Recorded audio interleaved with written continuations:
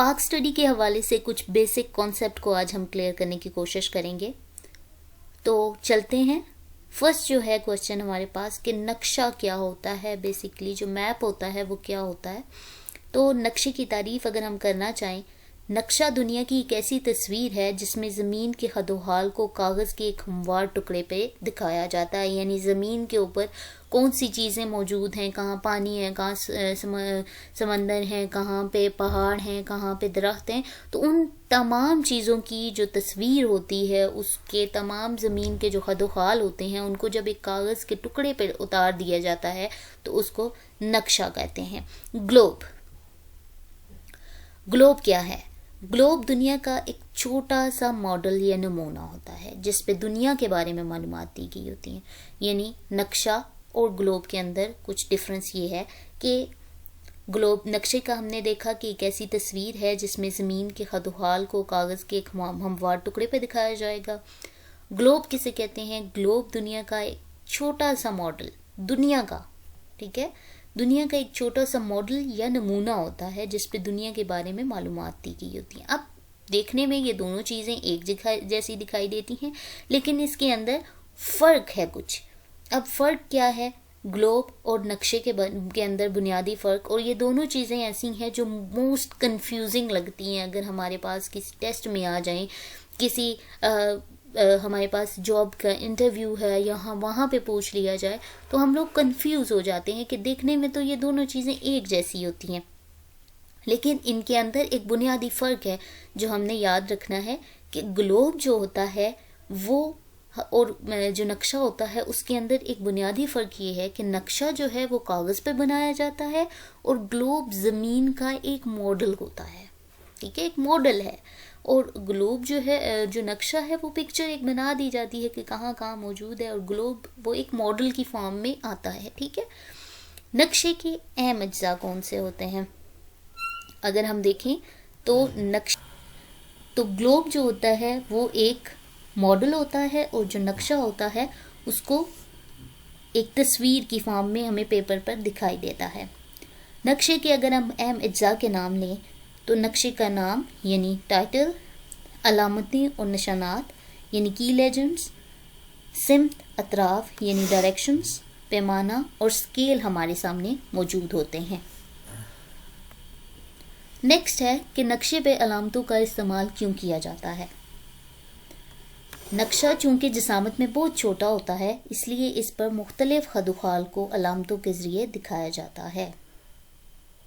بنیادی اطراف کتنی ہیں؟ بنیادی اطراف بیسکلی 4 ہیں، یعنی مشرق، مغرب، شمال اور جنوب. درمیانی اطراف کسے کہتے ہیں؟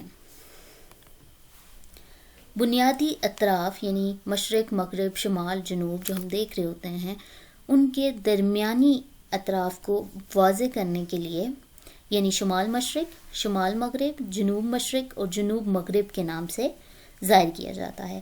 بنیادی اور درمیانی اطراف معلوم کرنے کا کیا فائدہ ہے؟ بنیادی اور درمیانی اطراف معلوم کرنے سے ہم ایک خاص سمت میں سفر کر کے اپنے مطلوبہ مقام تک پہنچ سکتے ہیں.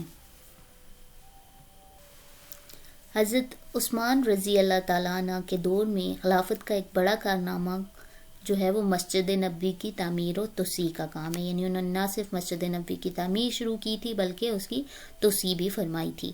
حضرت علی کرم اللہ وجہہ کتنے عرصے تک خلیفہ رہے؟ تو حضرت علی رضی اللہ تعالیٰ عنہ یا حضرت علی کرم اللہ وجہہ جو ہے وہ ہمارے پاس 5.25 سال تک خلیفہ رہے. تحریک مجاہدین کس نے اور کیوں شروع کی؟ تحریک مجاہدین سید احمد شہید نے مسلمانوں کی اصلاح کے لیے شروع کی، اور جس کے ذریعے سکھوں کے خلاف جہاد کا اعلان کیا تھا. انہوں نے سکھوں نے صوبہ خیبر پختونخوا کے کن کن علاقوں پہ قبضہ کیا؟ ٹھیک ہے، یعنی سکھوں نے صوبہ خیبر پختونخوا میں 1819 سے 1836 تک ہزارہ کے ریجن کو، ڈیرہ اسماعیل خان، بنو، کوہاٹ اور پشاور کے علاقوں پہ قبضہ کر لیا تھا 1819 کے اندر. تحریک خلافت کیوں شروع ہوئی؟ تحریک خلافت پہلی جنگ عظیم کے دوران انگریزوں نے مسلمانوں کے ساتھ یہ وعدہ کیا تھا کہ جنگ کے خاتمے کے بعد ترکی میں مسلمان خلیفہ کو نہیں ہٹایا جائے گا، اور مسلمانوں کی خلافت کو ختم نہیں کیا جائے گا۔ یعنی کیا ہوا تھا، طریقے خلافت کی بنیاد کی وجہ یہ تھی کہ پہلی جنگ عظیم جیسے ہی سٹارٹ ہوئی تھی اس وقت انگریزوں نے مسلمانوں کے ساتھ یہ وعدہ کیا تھا کہ جنگ کے خاتمے کے بعد ترکی میں جو مسلمان خلیفہ تھے اس وقت ان کو نہیں ہٹایا جائے گا۔ لیکن جیسے ہی پہلی جنگ عظیم ختم ہوئی تو انہوں نے کیا کیا، انگریزوں نے اس جنگ کے بعد اپنے جو وعدہ کیا تھا اس سے مکر کے اس پر مسلمانوں نے انگریزوں کے خلاف تحریک شروع کی جسے تحریک خلافت کہا جاتا ہے۔ سول نافرمانی کی تحریک کب اور کس نے شروع کی؟ سول نافرمانی کی تحریک اپریل 1930 میں کانگریس اور خدائی خدمتگار تحریک کے ارکان نے شروع کی۔ سول نافرمانی کی تحریک 1930 میں شروع ہوئی اور کس نے شروع کی تھی؟ کانگریس نے، اور خدائی خدمتگار تحریک تھی اس نے، ان کے ارکان تھے، انہوں نے شروع کی۔ صوبہ خیبر پختونخوا کے اہم مسائل کون سے ہیں؟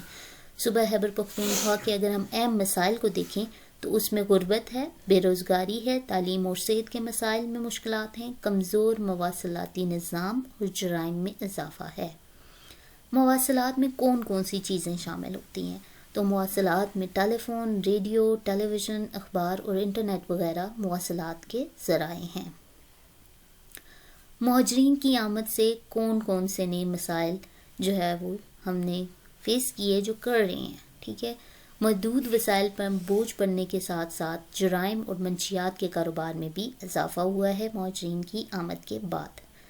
صوبہ خیبر پختونخوا کی چند اہم مذہبی شخصیات، یہاں پہ یہ بات نوٹ کرنے کی ہے کہ کون سی مذہبی جو ہے وہ شخصیات کو ہم نے ہائی لائٹ کرنا ہے، تو یہاں پہ ہے صوبہ خیبر پختونخوا کی مذہبی شخصیات کو ہم نے دیکھنا ہے۔ سب سے پہلی سید علی ترمذی یعنی پیر بابا، نیکسٹ از اخون درویزہ بابا، سید احمد شہید، شاہ اسماعیل شہید، حضرت کاکا صاحب، پیر آف مانکی، میاں عمر چمنکی، مولانا مفتی محمود وغیرہ شامل ہیں۔ صوبہ خیبر پختونخوا کے 3 پہاڑی سلسلوں کے نام اگر دیکھیں تو کوہ ہندوکش، کوہ قراقرم، کوہ سفید اور کوہ سلیمان ہے۔ صوبہ خیبر پختونخوا کے میدانوں کو اگر ہم دیکھیں تو ان کو 3 بڑے حصوں میں تقسیم کیا جاتا ہے، شمالی، وسطی اور جنوبی میدان۔ صوبہ خیبر پختونخوا کے 5 اہم دریاؤں کو اگر ہم بتائیں تو وہ دریائے چترال ایک اہم دریا ہے، دریائے کابل، دریائے گومل، دریائے سوات، دریائے سندھ اور دریائے کنہار، یہ صوبہ خیبر پختونخوا کے 5 اہم دریا ہیں، یعنی دریائے چترال، دریائے کابل، دریائے گومل، دریائے سوات، دریائے سندھ اور دریائے کنہار۔ مردم شماری سے کیا مراد ہے؟ آبادی کے بارے میں اعداد و شمار کے عمل کو مردم شماری کہتے ہیں، اور مردم شماری سے پتہ چلتا ہے کہ آبادی کس رفتار سے بڑھ رہی ہے۔ نقل مکانی سے کیا مراد ہے؟